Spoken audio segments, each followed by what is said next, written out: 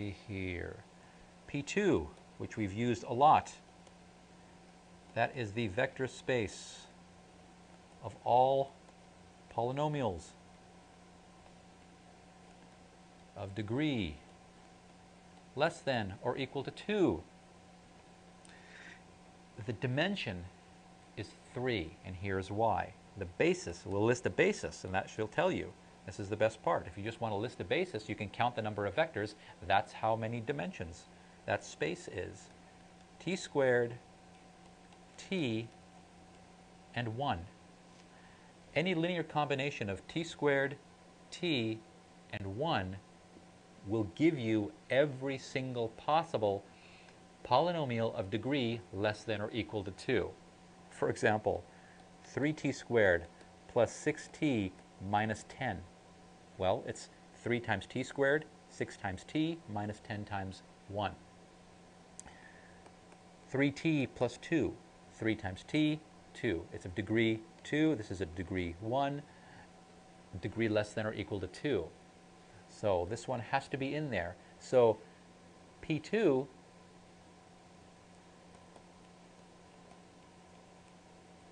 has dimension 3. Pn has dimension n plus 1. Okay, now here's where it gets really, really interesting, and just sort of a sideline discussion, something to sort of think about, a little bit of mathematical culture, a little bit of abstraction.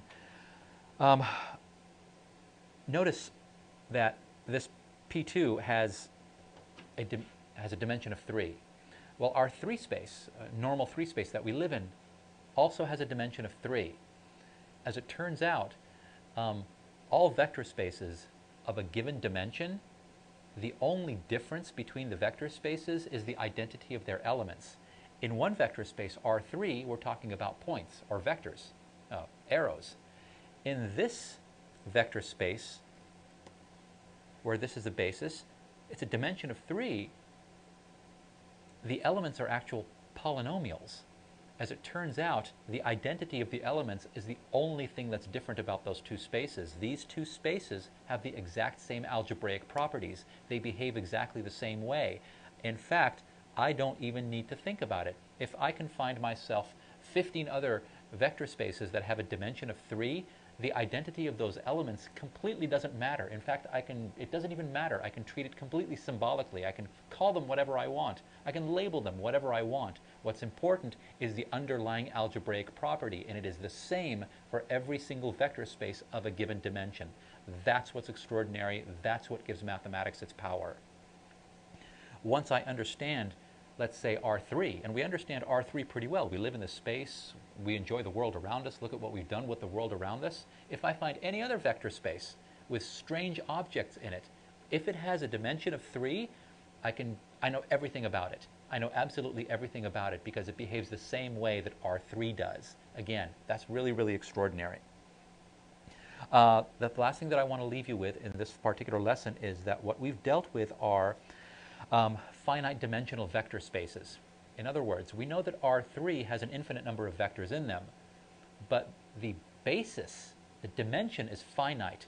It's 3. That means I only need 3 vectors in order to describe the entire space. Now, that isn't always true.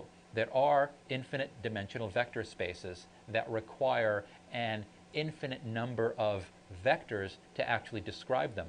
Those of you that actually go on into mathematics, higher mathematics, or actually not even that, those of you who are engineering and physics majors, at some point you're going to be discussing something called the Fourier series, which is an infinite series of trigonometric polynomials, sine of x, cosine of x, sine 2x, cosine 2x, sine 3x, cosine 3x, and so on. That's an infinite dimensional vector space. Okay. So I will list, let me see, 2 infinite dimensional vector spaces. We're of course not going to deal with it. In linear algebra, mostly we stick with finite dimensional vector spaces, but I do want you to be aware of them. P, the space of all polynomials. All polynomials, that's an infinite dimensional vector space. It has an infinite number of vectors in its basis, not like P2 or R3 that only has 3. And the other one is the space of continuous functions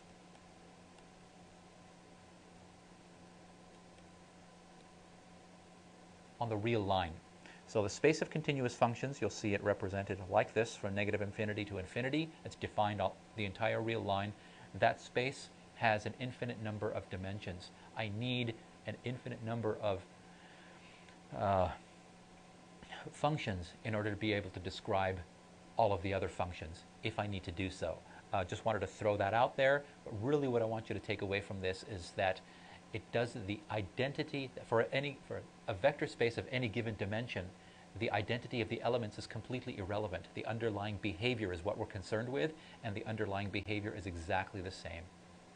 Thank you for joining us here at Educator.com, Linear Algebra. We'll see you next time.